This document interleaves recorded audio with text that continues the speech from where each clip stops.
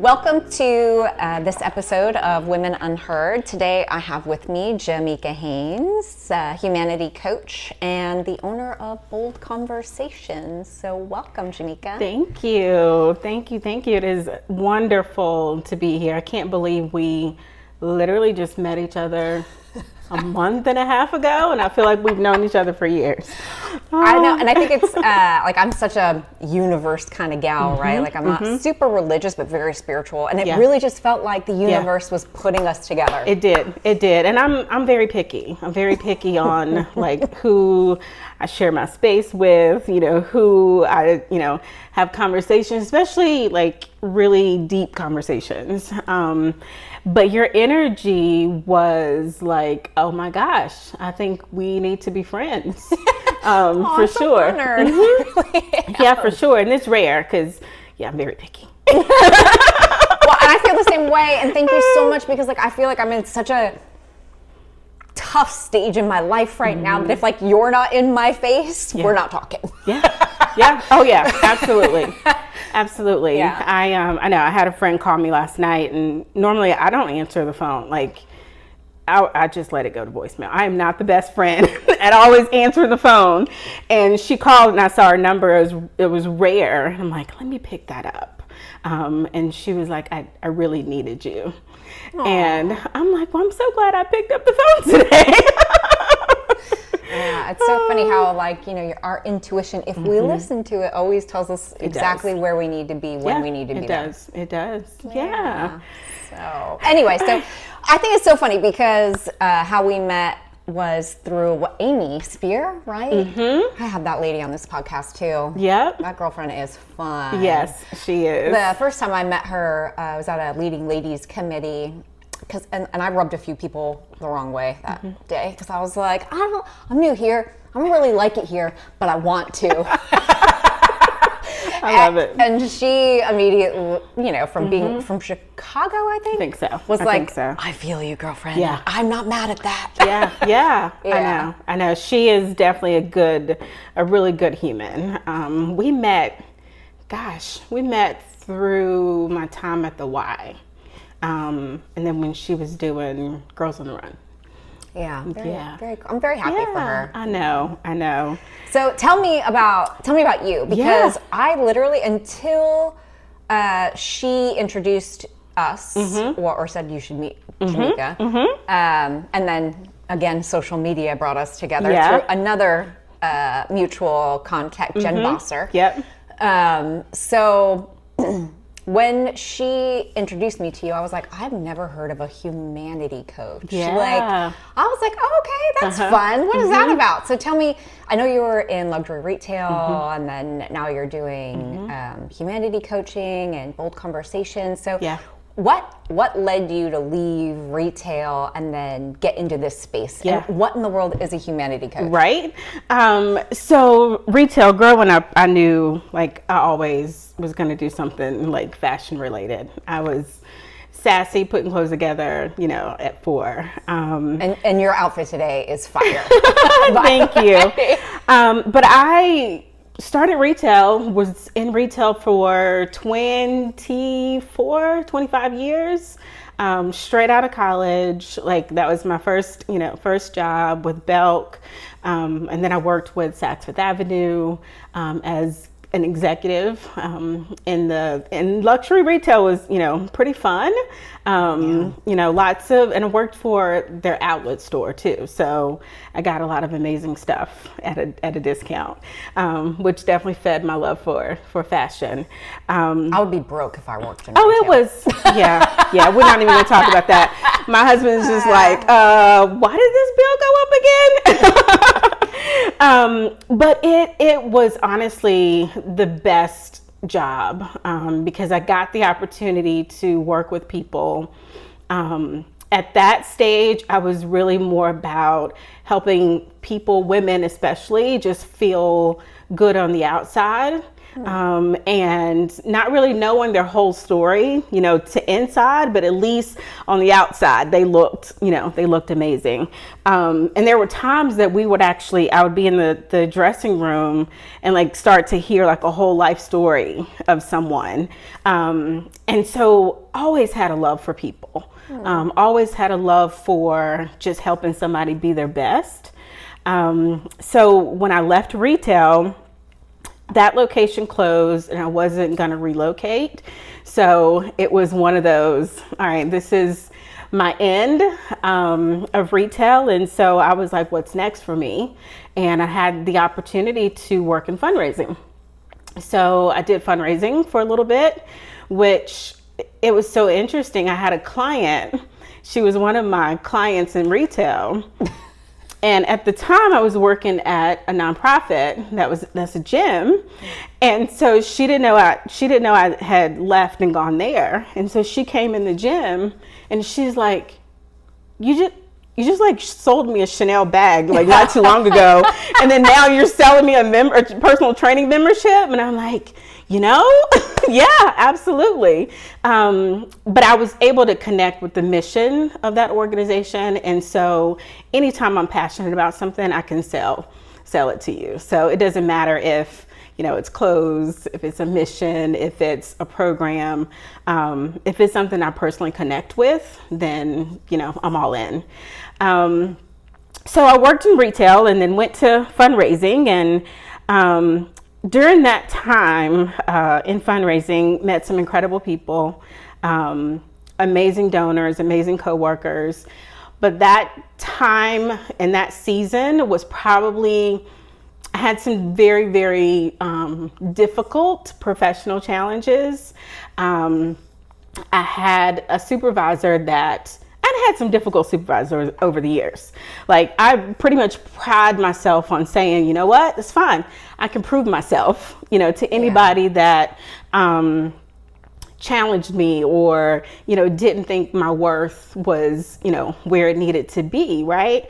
But this particular situation, it really broke me down more than I ever imagined. It was racially driven. And so, funny story, the very first time I met the supervisor, we're sitting, just kind of introducing ourselves, talking about, how we got to where we are in our career. And then she asked about family, and, I told her. And then the next question was like, oh, let me show you a picture of my Black friend. And I was like, do people do that a lot? Sometimes. But it was like, let me show you a picture of my Black friend. And I'm like, I just met you. Like, okay. And I'm very sassy and sarcastic, and I think that's probably what we get on. As my husband would say, I talk too much sometimes, but whatever. And so earlier that week, I just so happened to be at a Bible study group, and most of the people in that group were white. I had, there's a few of us, but majority were white. So when she was like, let me show you a picture of my Black friend, I was like, let me show you a picture of my white friends, because I was like, okay, like, is this what we're doing? And so I'm a very discerning person. So that incident pretty much told me, all that I needed to know. I just didn't know of all the things I would have to go through during that time. So needless to say, fast forward about a year, COVID happened, and my position was eliminated. And I was so sad.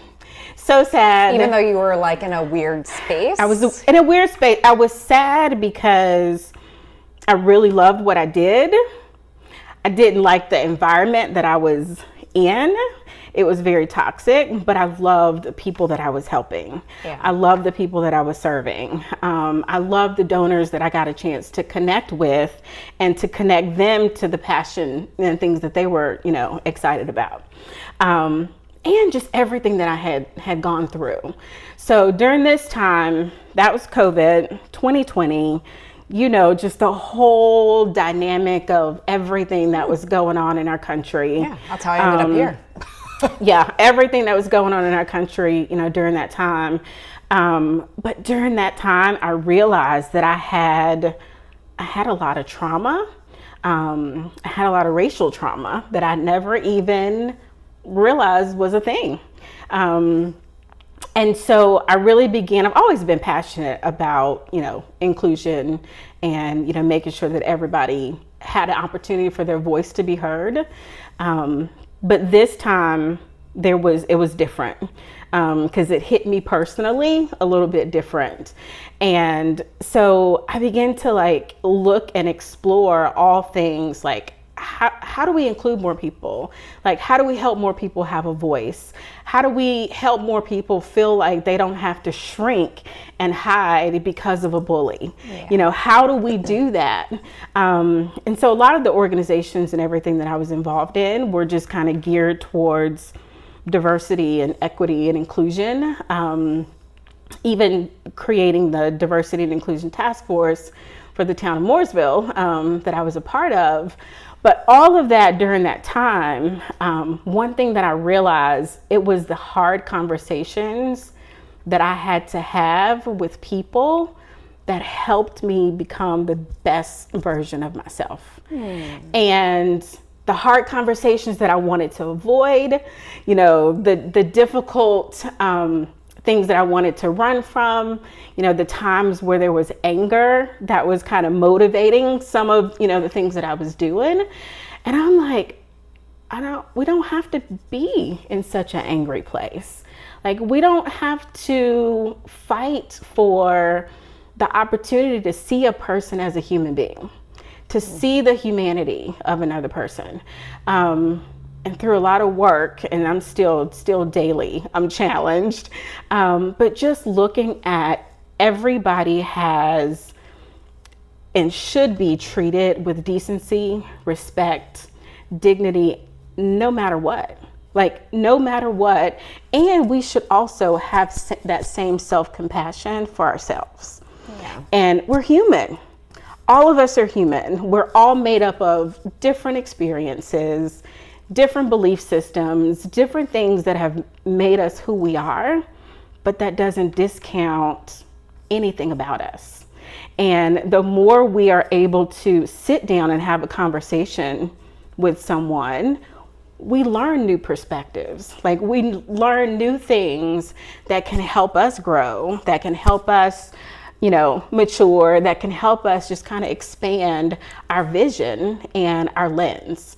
But it's only when you look at others through a lens of humanity. So diversity, equity, and inclusion, we kind of know all what that, what a lot of people think, when they hear those words, but at the core of it, it is looking at another person as a human being first. It's not their religion first. It's not their political affiliation first. It's not their, socioeconomic status first, but they are a human being. And so Humanity Coach was, as I was kind of going through looking at the different areas of life coaching, I'm always going to be an empowerment coach. That is just who I am. I'm always going to be the one trying to help somebody to, transform as I'm still transforming myself, right? But at the core of it, it is learning that even as a human being, I'm not perfect. I drop balls all the time. There are things, a lot of hats that I have to wear. And I don't do them all 100%, but at the end of the day, I still got to give myself some grace and give myself self-compassion to be able to say, all right, I'm not doing this right, but it's okay. And to what standard? Like what standard, what expectation, who set that standard?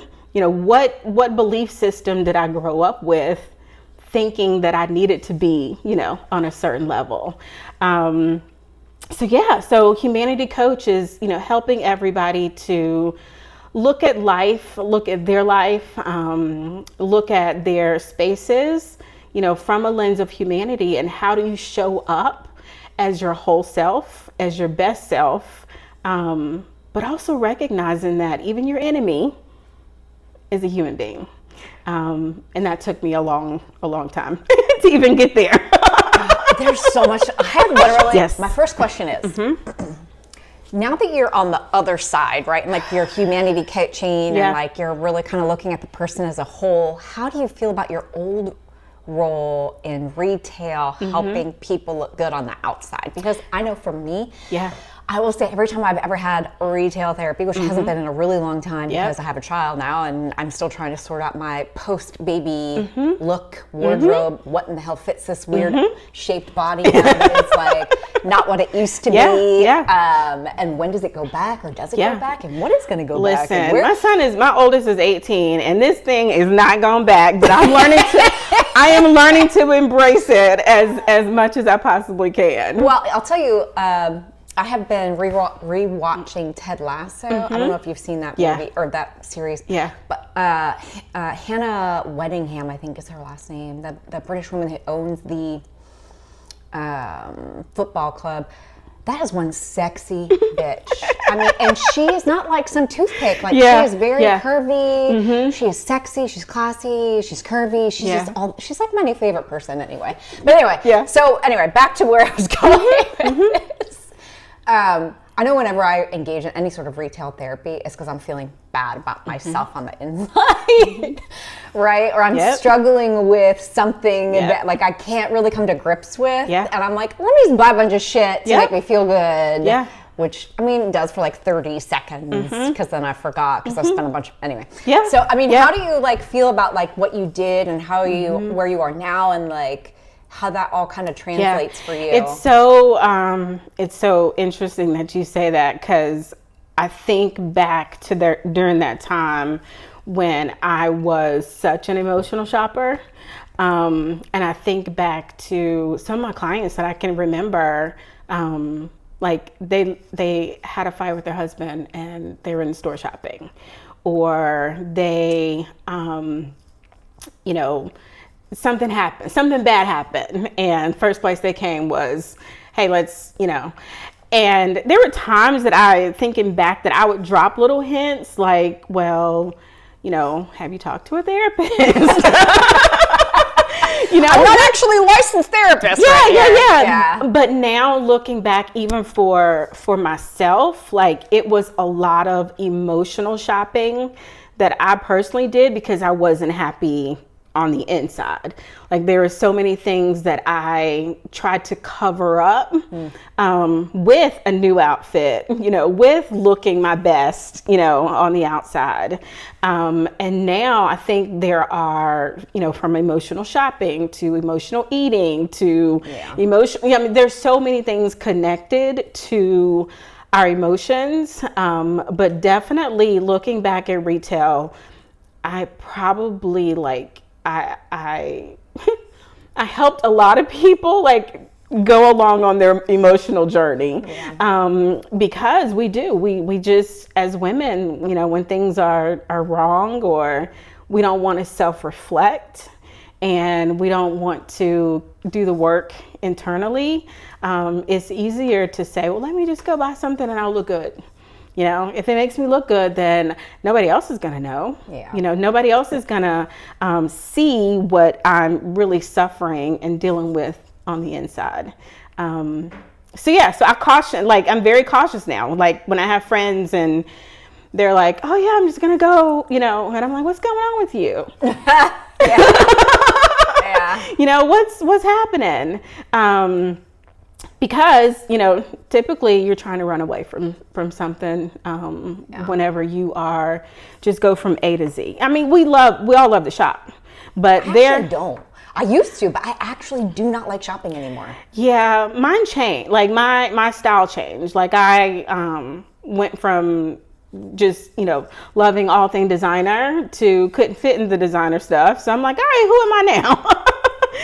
And just creating, my own style now. But yeah, it's definitely, looking back, you have to be whole on the inside and let that reflect on the outside. But I think a lot of times we want to cover up, what we're going through and just shop it away sometimes. So, yeah. So, I definitely used to do that, but then I found some sort of spiritualness, and then my go-to used to be, I'm going to the Buddhist temple for the weekend.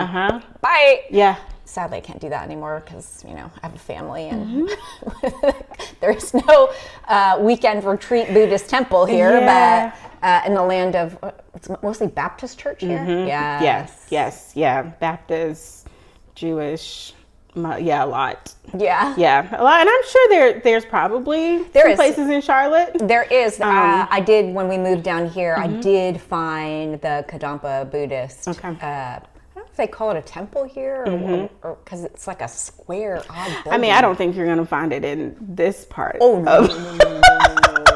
I think it's in this part of town. I feel like it's in South End. I don't really remember exactly where it is because I'm, annoyingly don't get into Charlotte as much as I'd like to, especially, because Sophia, right? Yeah. But yeah. So I really do want to go back to the trauma that you felt like you really wanted to work through. What was some of that, and how does that fuel what you're giving others today? And, do you think you healed it? Because I feel like healing is such a weird word, honestly, because are we ever really healed? I really don't know what the answer is. Yeah. It's so funny. I was kind of having a similar conversation with my husband the other day. Healing is definitely a journey. And it requires us to really stop making excuses and doing the work. And that work may look different depending on what season of life we're in. But for me personally, it's been when I'm able to recognize, hey, Jameka, you are being a whole, complete, right now. And checking myself. And it still is a part of when others correct you, being able to, how do you respond to that? And for me, because I was always an overachiever, I was always this, perfectionist. When somebody challenged my work ethic, that was like fighting words for me. And so I felt like I had to prove my worth. I had to do more. And during that experience, I questioned myself. I questioned, my abilities. I questioned, everything. And I realized, what? I'm doing what I'm supposed to be doing. I am doing my job correctly. All the times that, there was a microaggression here, or, it was really just like dealing with a bully. And I really questioned my worth.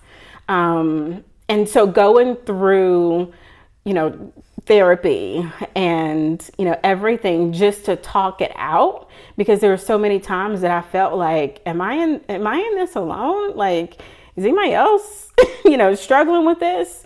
And that's when I realized that my experience was a racial experience, but there were other women going through very similar experiences, based on other categories, like spending time with their kids, or, even there's so many different traumas that we all experience. But for me, I had to realize that the anger that I felt, I had to use that for good. And in the beginning, that anger was not used for good. I was very angry. Anything that I saw that even identified as something that was racially motivated. I was ready to, attack. And then I got to a place of peace that it didn't frustrate me as much. And that's when I knew the healing was working.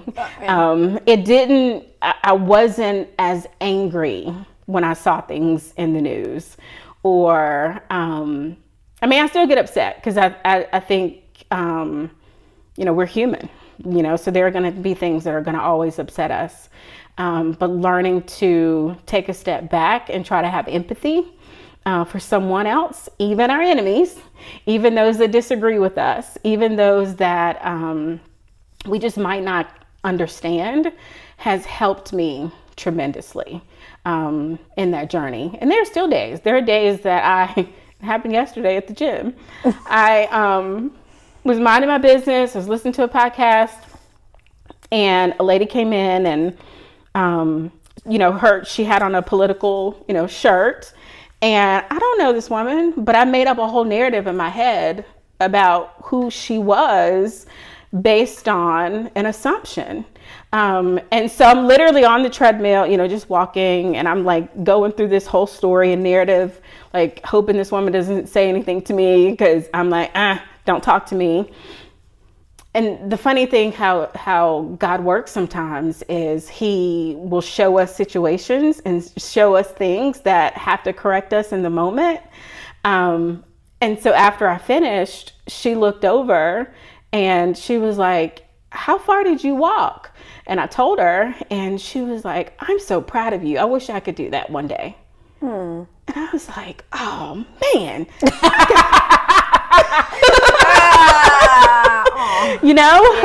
And so I just looked at her and I smiled and I, complimented her on something that I saw her doing. But then as I'm walking out, it was a self-reflection moment, because just based on something I saw her wearing, I made an assumption about who she was as an individual. And we do that so often. We do that with others. We do that with ourselves. Like, we do that in so many spaces that it steals our joy and our peace, because we've made up certain situations and scenarios in our head based on our own beliefs, based on our own traumas, based on, I literally sized this woman up. I'm like, "Don't talk to me." And then she was so gracious and so kind. I honestly almost wanted to say, "I'm so sorry I judged you." Like that's how nice she was. And so it taught me, I got to make sure I pay that forward. And the next time I see someone wearing a shirt that may trigger me, I can't react, because I don't know her story. Yeah. And so we do that more often than we realize. But, looking at things from a lens of humanity helps us fight for our joy and our peace so much more. Because when the goal is, I don't have to prove anything. I don't have to be best friends with somebody that I disagree with, but I still have to respect them. I still have to, especially if we share spaces, if we share some of the boards and everything that I serve on, we don't always agree on things, but I'm not going to ever disrespect them. Now if they disrespect me, I match energy. I match energy. But one thing that I'm, have always worked on and, still work on is, no matter what, I try to challenge somebody else. Even if their opinion is negative, I'll ask somebody, "Why do you think like that? What happened that made you, think like that?" And a lot of times it'll catch somebody completely off guard, because they're expecting me to be either angry, or they're expecting me to, come back with something else. And I'll come back with, that's a valid point, but help me understand, why do you feel like that? What did a person do or say to you that makes you kind of categorize a whole group of people based on that? How often are you met with someone that's willing to have that conversation? So most of the time, it's pretty. I'll catch them off guard. Yeah. I bet. Catch them off guard. And in some cases, they'll be like, "Huh? Like what? Like." And you can hear them, rumbling, trying to figure out, what to say. And there are some people, they're like, I don't really want to have this conversation, right now.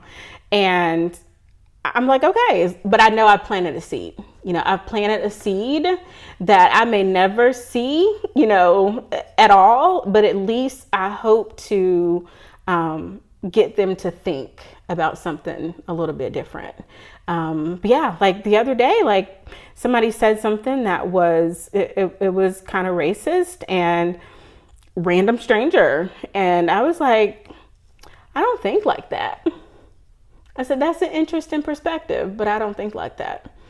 And he just kind of overlooked that and kept talking, but I had to stop it in the moment, based on something he said.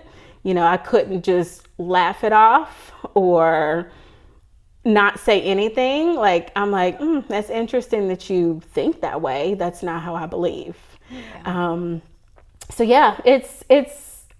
It comes from a place of boldness, that I am, and that's pretty much fueled by my faith, because I'm going to challenge anybody. I'm going to poke the bear.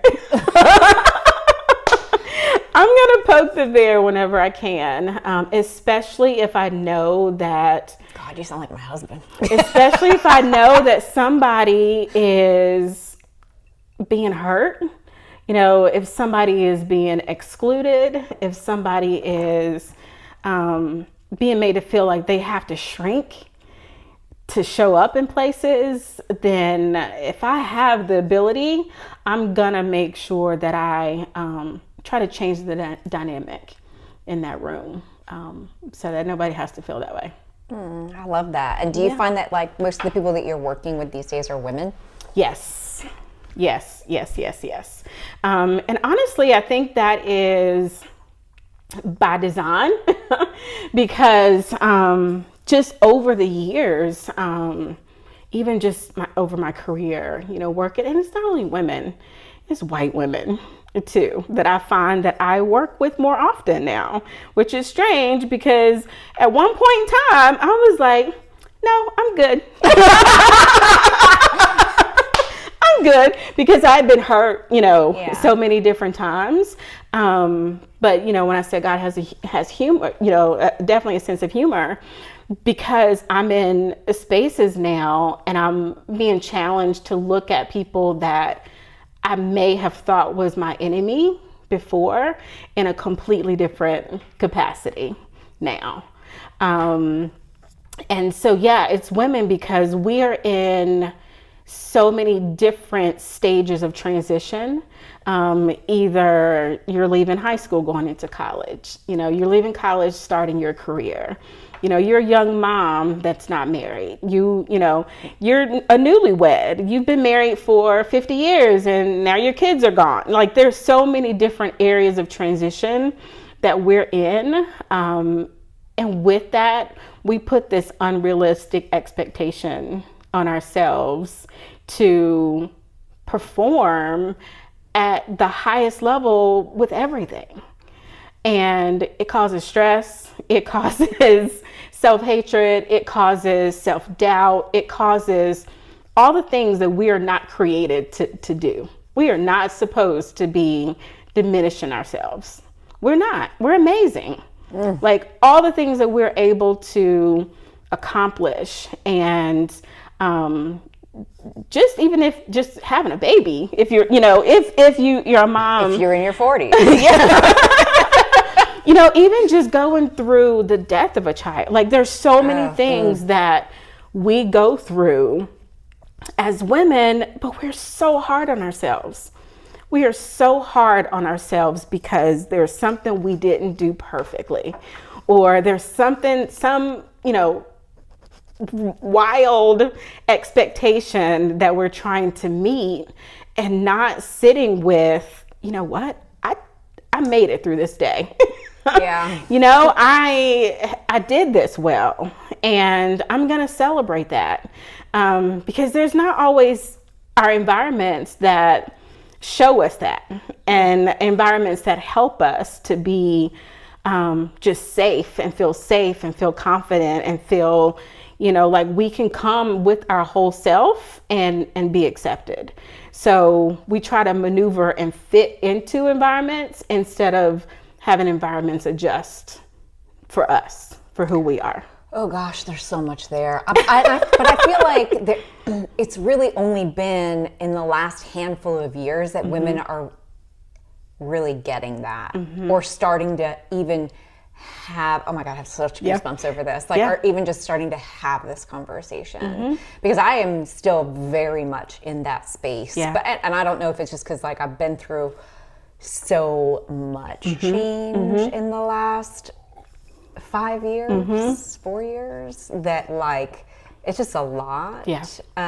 Or that,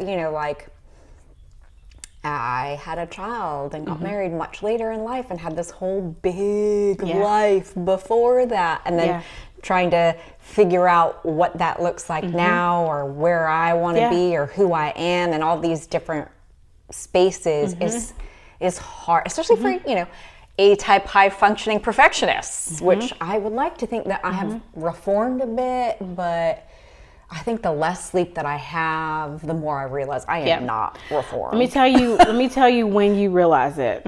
You'll start recognizing it when your children reflect some of the things in you that you don't like the most.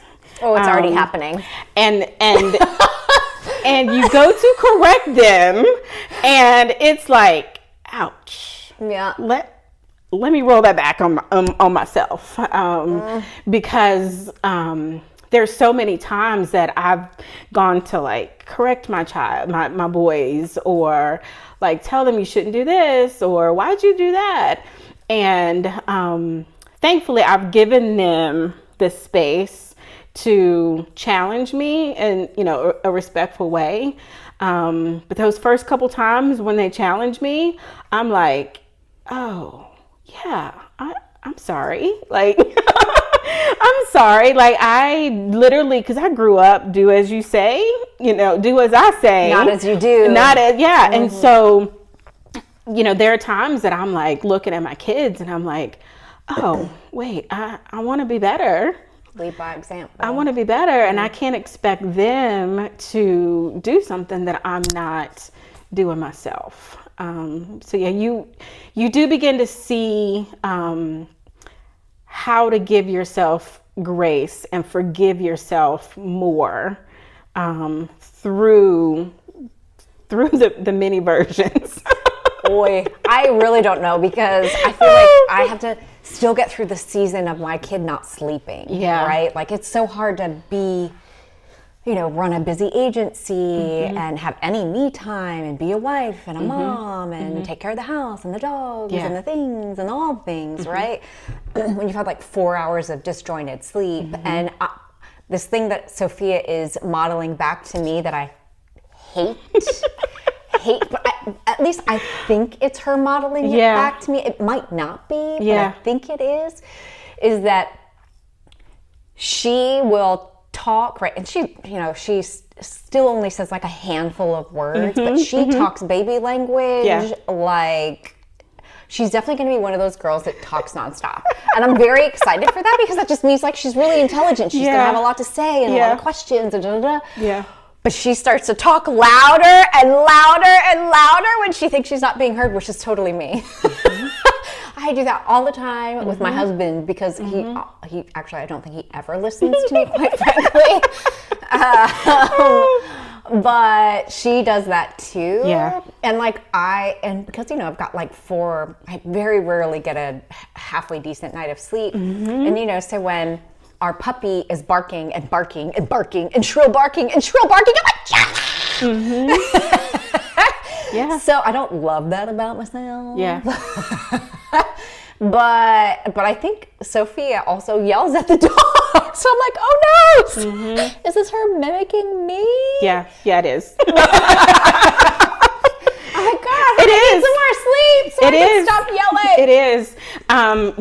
That's a season that, I mean, honestly, we just have to push through. Oh yeah. Yeah. We have to push through, but definitely if I had to learn to even just give myself more self-compassion and grace as an early mom and earlier in my marriage, I feel like it would have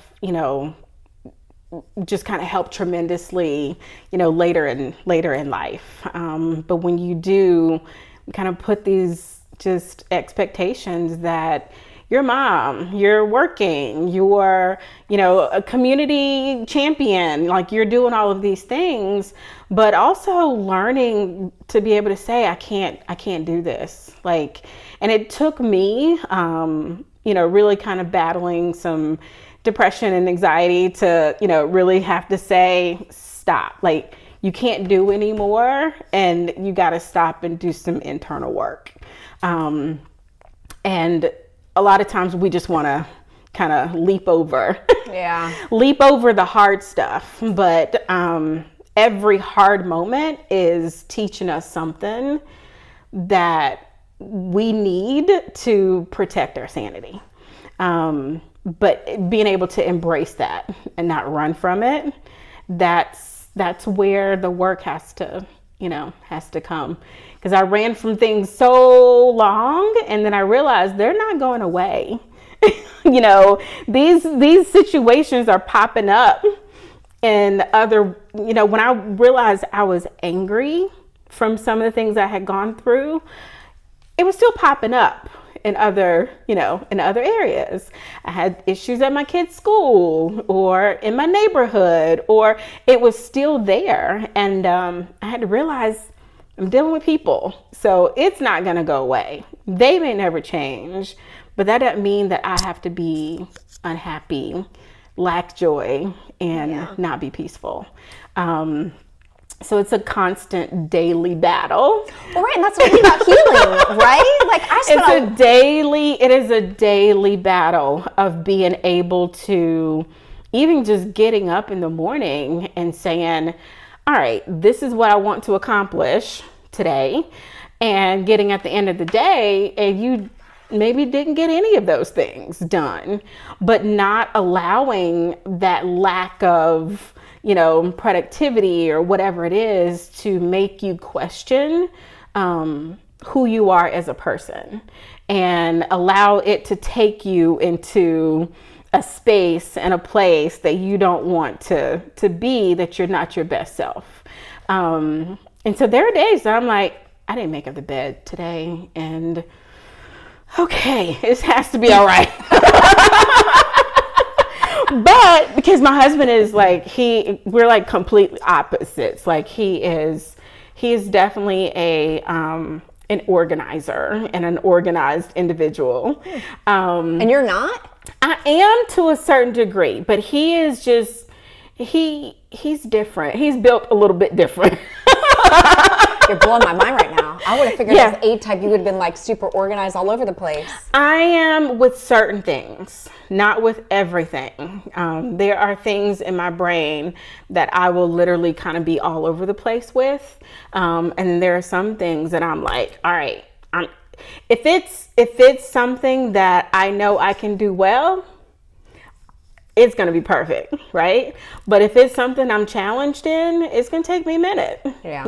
It's going to take me a minute to get my groove and, to figure out, what direction am I going in. But yeah, he challenges me in the best way.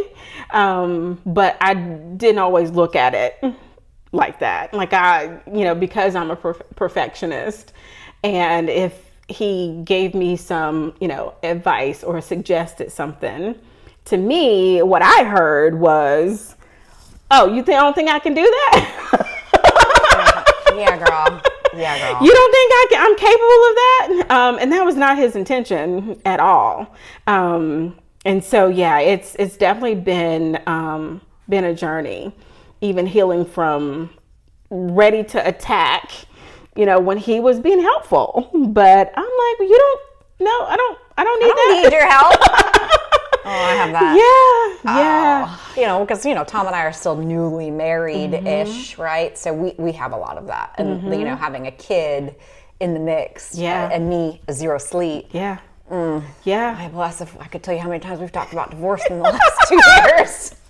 Oh my gosh, I know. It is definitely, it's hard, but one thing that we have, he's helped me to see this, a lot more than I realize it on my own. But just, we have to make sure that we're working on ourselves individually. Yeah. We can't be the best for each other if we don't do what we need to do for ourselves.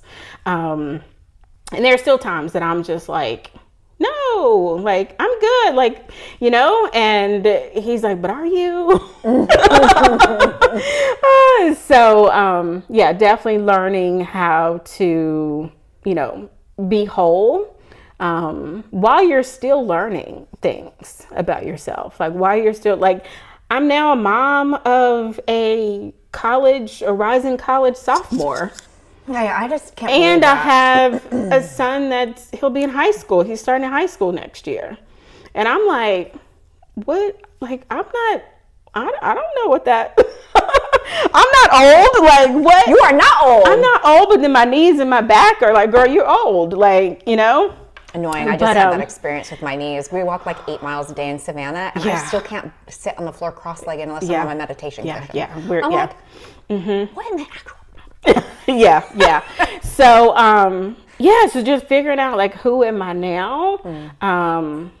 Who am I as a coach? Who am I as a community champion? Who am I as a wife it'll be 24 years in September. Who am I as a daughter? I'm an only child, and, my mom is getting older. Who am I now having to, kind of step into a role as, as caregiver as well. So there's so many different components, and I used to think that I had to, career-wise, I had to just be this one thing, but I'm not. There's so many different aspects of me that I didn't even realize, but because I was so stuck on being the best at, one thing, that I missed opportunities to realize that, I have different passions and I have different things that I enjoy doing, and it's okay. It's okay. And I don't have to be the best at all of them, but I can still explore and enjoy and, laugh and, and find joy in so many different things. But yeah. And do you think that's because that's what, I really don't know how old you are, but I feel like we're close in age, right? We are. I'm older than you. But exactly. I'm not going to ask. But I feel like our generations, though, still were kind of being told that we did have to be perfect. We do have to again, I think I still very much struggle with that. And I feel like I thought, I've done a lot of therapy, a lot of therapy. And every time I feel like, oh, I'm totally healed from that, it just, something will come back up. Yeah. And I feel like, which I'll tell you what really is getting my panties in a bunch these days is my Instagram feed, because of Mother's Day and all the things that are telling me that I'm not allowed to age, right? I just feel like we've grown up in this super freaking toxic time where women are just not allowed to not be perfect. Yeah, it's true. It definitely is true. And sadly, I see it because I work with a lot. I mentor, younger girls and college students, and And I see the same thing with them, even though they're a little bit more vocal and adventurous, but there's still this level of perfectionism that they're trying to reach. And I just told, one of the young ladies I mentor the other day, I'm like, why are you doing that? Like, what makes you think you have to do 1 through 10, like all of these things? And she's like, because I got to be the best. And I'm like, but you're not going to be the best at all of them. Like, pick and choose. Like, there's some of them you're going to be wonderful at because that is the gift that has been placed inside of you. And then some of that you're going to be okay at, and that's fine, because you're not built to be perfect at everything. And she told me, she's like, I just thought I had to be. And so that triggered something in me because I always thought I had to be perfect. Yeah. Always thought that my worth was connected to my productivity. It was connected to, everything I was able to accomplish. And so I literally went at one time, like I went complete opposite to, I'm not going to do anything. I'm not going to do anything. I'm just going to rest. I'm just going to procrastinate. I'm just going to, and then that put me in a whole complete spiral because I had to be present. It wasn't that I wasn't going to do anything. I just had to learn to be present with whatever space I was in. And it was so hard. It's so hard because that's just not how I see one thing and I'm like, all right, let's go. But learning to just kind of sit and wait and listen and, not feel like you need to do something because you're trying to compete with anybody else. Because it's not a competition. Everybody has their own story, their own journey, their own purpose, their own gifts. Everybody has something that's unique to them. And that's why I love coaching. That's why I love just helping people to find their voice. Because you have a voice that nobody else has. Like, you have specific gifts and talents that only you can accomplish.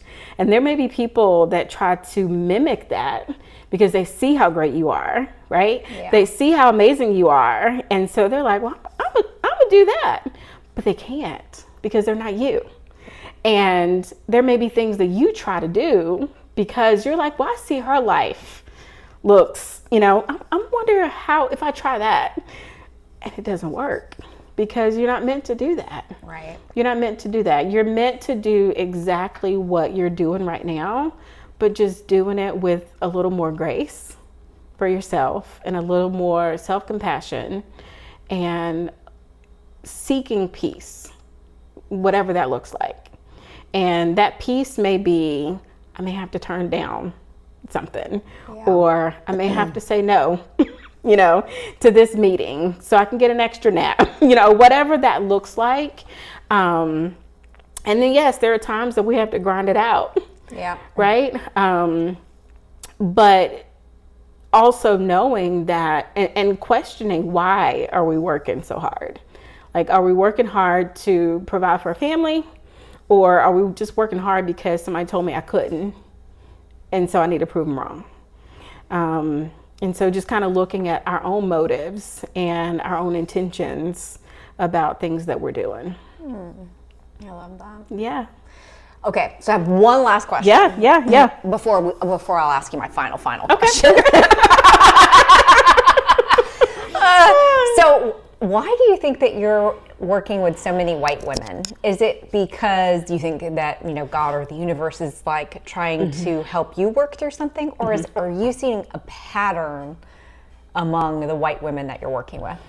Yeah, so to both. Right, it's never just one answer. Yeah, it's never just one.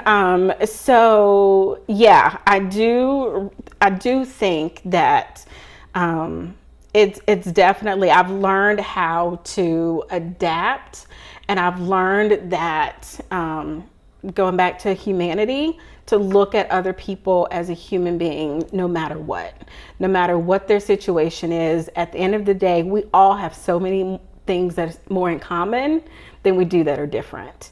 And the demographic that I am surrounded by just happens to be majority white, you know? And at first I was like, Lord, no. No. But I've met some really incredible women. And, you know, one, I hate being even considered as like a token black person, like that just, ugh. And I had somebody to say to me, they were like, oh, but you're different than most of the black people, you know, some of the black people that we know. I'm like, what do you mean I'm different? What does that even mean? Yeah. And they're like, well, and I had to pull it out of them, but they were basically saying because I live in a certain neighborhood, or, you know, my kids go, you know, to a certain school, that their perception of black people was completely different from what they saw with me and my family. And so I was intrigued by that, because I'm like, where did that come from? Right. You know, why do you feel like you think I'm a okay black person because of the neighborhood that I live in, or the car that I drive, or, you know, what my husband does for a living? Like, you know, let's unpack that for a little bit. And so I started having some real hard conversations with some women that were very open to some of the trauma that they had experienced growing up that was the complete opposite of my experience. So they had traumatic experiences with black women. And so it gave them and had them put up a wall, you know, towards black. So I've been able to have conversations that were able to break down both for me and for them. And it's just been, I realized that we're not moving anywhere. Like, we're not moving. Like, as much as I tell my husband, I'm like, can we move? Like, is this where we're going to be forever? You know, we're not moving. So I have to either learn to embrace, celebrate, and, you know, just make the best of my situation, or I could be miserable. And I'm not gonna be miserable. So thank goodness I've been able to find some really amazing women that have just kind of come and helped surround me and help to prove that, you know, things don't have to be as bad as my experience was. And so, yeah, like, and to help them to be able to see what does their friend groups look like. You know, I had asked one lady, I'm like, what are your friends? Do your kids have black friends? Do you have any other, you know, black friends? And they were like, no, you're my only black friend. I'm like, I don't want to be your only black friend. And I need you to figure out why I am your only black friend. That's not, nope, that we can't. And so having those really hard, you know, conversations. So did they find other black friends? They did. They really did. They found other ethnicities and races, and, you know, this whole, like, because I'm like, no, I'm not gonna be the only one. Like, you're not gonna, because it would be, oh, Jameka, you know, can you help me, you know, talk through this issue? And I'm like, no, go Google it. It's not my job. Yeah. And then there were some that I was intrigued by, because so I'm like, yeah, let's talk it out. So yeah, it just depends, and it depends what headspace I'm in as well. Yeah. I love that. Yeah, I think that is really interesting. You know, when you ask people, what do your friend groups look like? Mm-hmm. I used to say that about Statesville, that can we move, can we move, can we move, can we move? Because Statesville was definitely not on our moving list, but our property hit every box. We're like, how bad could it be? Yeah. And then I got here and I was like, But now, like, I have just met some really amazing women, like really amazing women. But it's not until we open ourselves up to that will we do that. Like, if I had have stayed in my bubble of being angry, being like, all right, automatically assuming that, you know, somebody's a certain way, then I would not have met some of the incredible women that I've met that, like I said, our backgrounds are completely different. Our experience are completely different. Yeah. Our belief systems are completely different.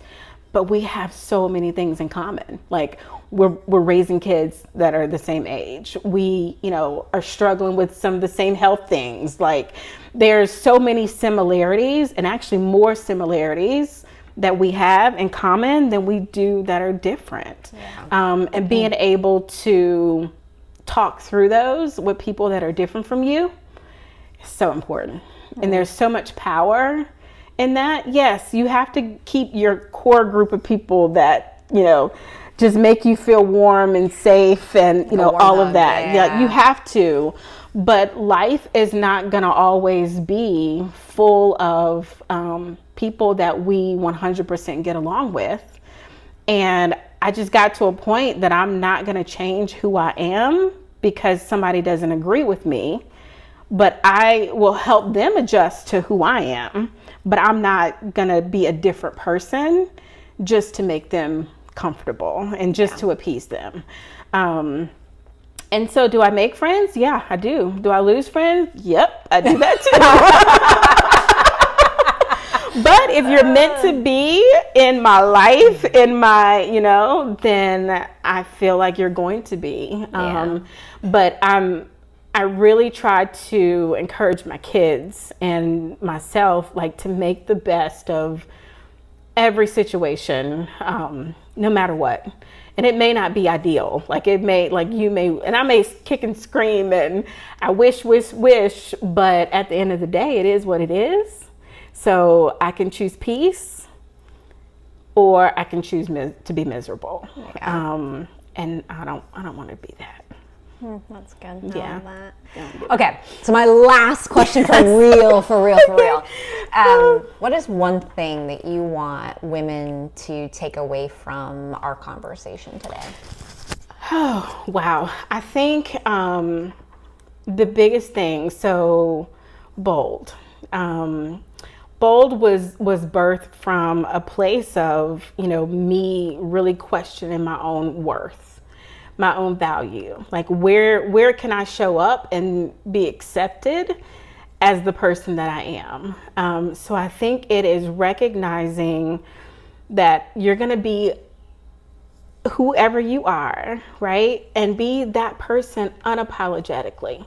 Like, go into spaces, not looking for people, not looking to make yourself fit in, but look and see how you can change the environment and the space that you're in, because you're using your authentic voice. You're using the voice and the purpose and the gifts and everything that is unique to you to change your environment and to change your community and to change, you know, whatever you need to. But don't allow the negativity to make you shrink or feel like you can't be who you're supposed to be.